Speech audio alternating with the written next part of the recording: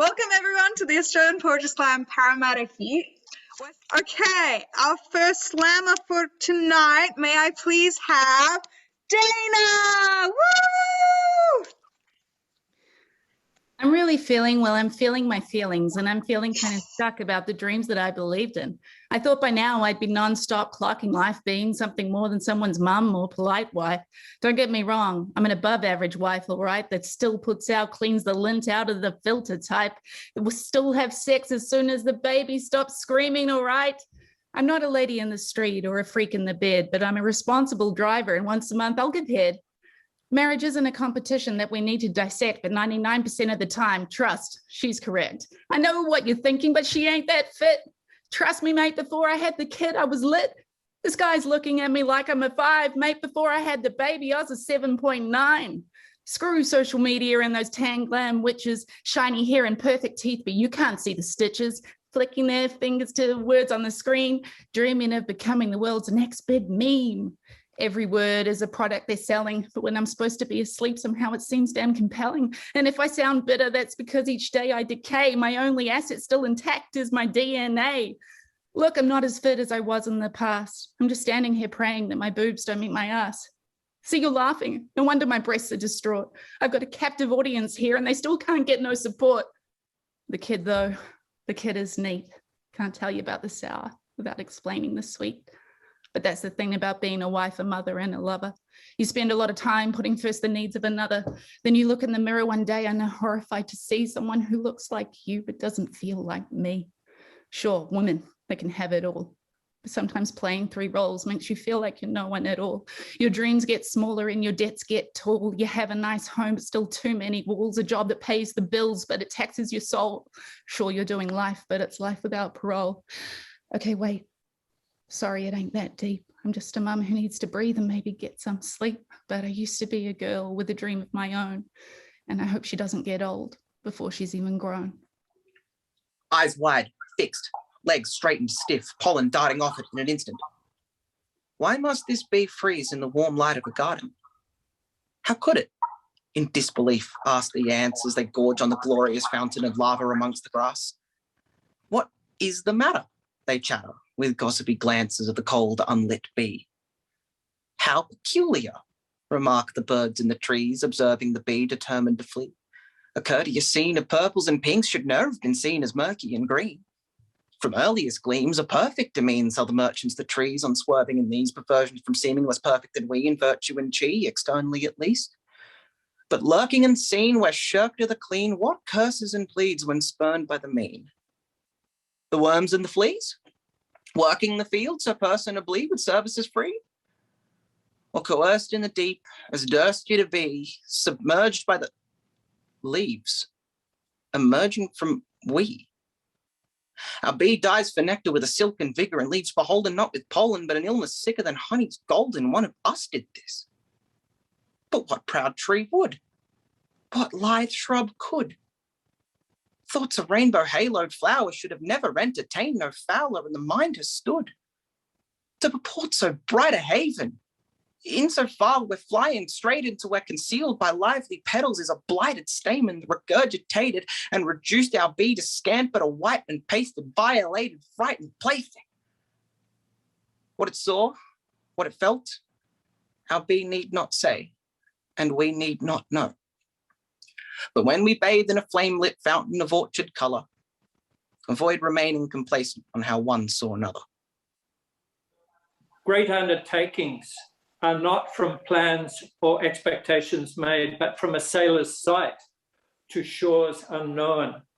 Build your worthy vessel in troughs and borne atop the mighty waves within the Leviathan's tentacle graphs, winds of fortune at your back, your picture in mind. Unreasonably you go, charts drawn from hindsight like a Viking by ship of land and sea, responding to happenings your eyes cast forward. Then the warrior can make a proper cup of tea. The grand challenge of still winds, failing provisions, rocky shores, nay, it's the seascape internal of hope, security, doubt, Those steely knives will slaughter your vision. Resistance is internal. Drawing now from your heart's strength to ask and to welcome winds of frailty, fecundity at your back, clasping tight to your breast your highly held aspirations, disabused of hubris, unburdened of illusions, your ship being never more complete is always on the mark. Discovery, that favourable wind and safe harbour, needed no endeavour because, like the diamond from your pocket, you are your sovereign lands. Thank you. Woo! Thank you so much for that. Every year, an estimated 1 million lives end due to suicide. That's one life ended every 40 seconds. In case that doesn't sink in for you, a sister, a brother, a father, a mother, someone's child ends their own life every 40 seconds. Our teens are suiciding when they should be thriving. Our families are mourning when they should be fawning over another milestones. Our scars aren't healing because we're still feeling the wounds of another sister, brother, father, mother. It's been 40 seconds, another just died. Maybe the issue is that we teach our children that life is like a Disney movie, that it's okay to conceal and not feel, and not let anyone know that you're struggling, or that when you're dealing with intense feelings of sadness and anxiety and envy and anger, and essentially non-existent feelings of joy, you need to internalize, clean, and talk to birds. Maybe what we need to say is this: speak up, stop running, get help. If you're having thoughts about suicide, don't keep it inside. Besides, life isn't a fucking Disney movie. If you end it, there will be no sequel. There will be no second chance for a happy ending. And I know how hard it is fending off demons that seem to be inside of you. Like you're in a burning building and the only way out other than burning is to jump. But ending your life doesn't stop the hurt. It just dumps it on someone still alive. It's been 40 seconds. Don't pull me aside and tell me not to talk about suicide, because according to the timer on my wrist, another just died. We need to stop blaming 13 reasons why, but we don't need to blame ourselves or the people experiencing this either. When faced with an issue such as suicide, where a community is already grieving, it's not about who's at fault, it's about prevention. So it's offensive to me that you deign to mention that I'm too young to be talking about suicide, if only in an effort to silence me. If the leading cause of death for teens inside 15 to 19 is suicide, this isn't a me problem, it's a we problem, and pretending it doesn't exist won't solve it. Thank you. Confessions of a COVID hotspot. I'm a resident of an LGA of concern, and I've listened daily to our leaders at the lectern, but now it's my turn, because seeing those crowds on the Sydney beaches left me speechless. Fresh air is the safest place to be, unless you're in Western Sydney, in the no mask. I am paralysed with perplexity by the blatant inequity and insipid insincerity of those who say we are all in this together. I don't want this divide between the East and West side, but the West is tired of being derided as the villains of this outbreak.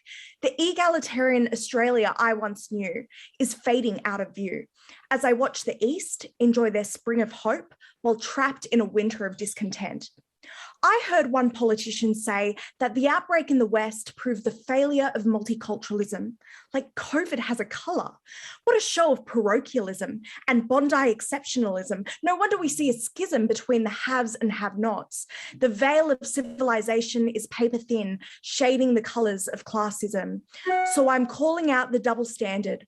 Why can the East sunbathe while the West is slandered? Privilege knitted into public health orders, LGAs with beaches within their borders can flagrantly flout the rules because they can afford it. The West, still pulsating under the pressure of police presence, dishing out fines like raffle tickets as army choppers pivot around our suburbs. Whether you're from Point Piper or Parramatta, it shouldn't matter.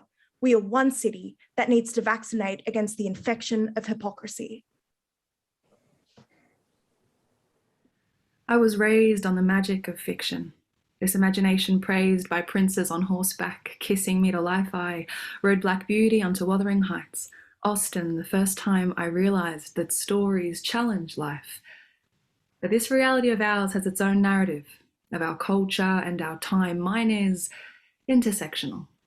It seems I am reclaiming titles of this moment. Wog, queer, bitch, My stories live in her castle, its walls built for me, not for me, but by dark magic of our time. You see, walls need frames first. They are built without our consent, and in my coming of age, I am beginning to resent them. The mould in their crevices, the rust in their beams. It seems I am rewriting my character arc of woe man to woman, fear male to female. We, women, are birthing a new kind of classic literature. Listen. To the queens who defy the castles they were born in, defy their body shame narrative, the fat means ugly narrative, the where's your boyfriend narrative that has been given to us. All of these stories on which we were raised are only frameworks of expectation. Unpaid labour, shave your legs, bow down, be quiet, it's pushed upon us. This time we acknowledge that a narrative is only a story. They are only ideas made up of parts that complete some kind of whole. We all see our lives in chapters, past versions detached from our present without acknowledging their presence in our present. They curse us. Our stories, her stories, they are us. And we are burning down these castle walls, feeding beauty to our flaws. Every ember sparked from friction, teaching narrative feeds addiction. So be careful of our magic. Watch our stories be rewritten. Wait for the day we're called the classic. For our girls raised on the magic of fiction. Thank you. Right. So now that the suspense has being drawn. I hope we all forgot about the suspense because, you know, Ren's poetry just distracts us because it's so amazing. But it's time to reveal the winners. So, in third place, we have Isabel. Woo! In second place and going through to the Sydney final is Dana. Woo! And our number one winner for tonight is Julia! Woo! Representing the West with the best, hey. All right, thank you guys so much.